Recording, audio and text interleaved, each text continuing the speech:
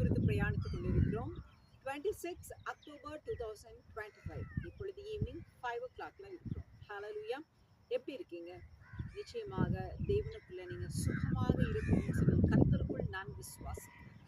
S, இந்த வருடத்தின் துவக்கத்துல நம்ம தேவனுடைய வார்த்தை குறித்து பிரயாணத்துல நம்ம பிரேக் ஃபார் 3 சாப்டர்ஸ் ஆதியாகமம்ல 1 2 3 நல்லா எலாபரேட்டா பார்த்தோம். தென் ஆஃப்டர் தட் கிட்டத்தட்ட ஒரு 8 மந்த்ஸ்க்கு மேல ஆயிடுச்சு.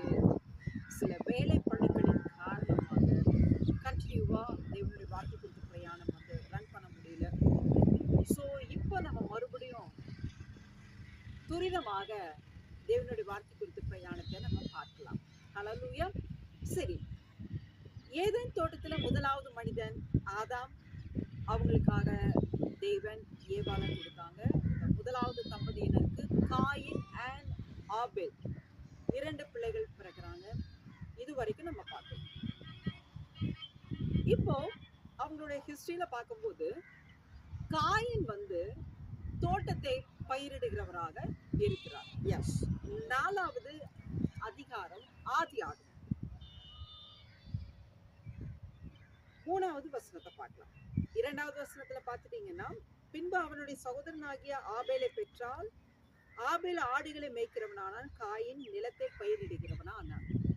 சரிங்களா?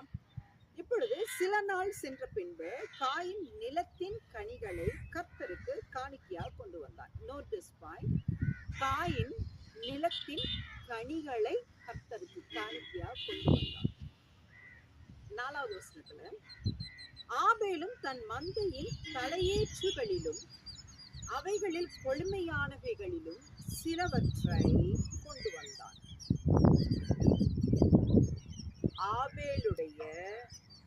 ஆபேலையும் அவன் காணிக்கையும் கர்த்தர் அங்கீகரித்தார். ஹalleluya. இதுல என்ன வித்தியாசம்? 2 பேருமே காணிக்கை கொண்டு வந்தாங்க. இப்ப காணிக்கை கொண்டு வந்தது ஏதாவது பிரச்சனையா, இல்ல காணிக்கையே பிரச்சனையா, இல்ல காணிக்கை கொடுத்த அந்த நபர்கள் பிரச்சனையா? இப்ப அதைத்தான் நம்ம பார்க்கணும்.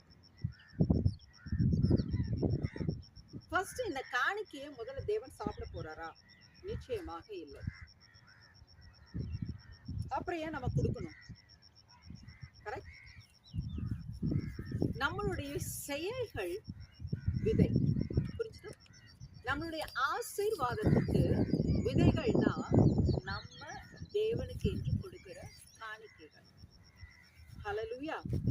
அப்படி நம்ம கொடுக்கிற அந்த காணிக்கைகளை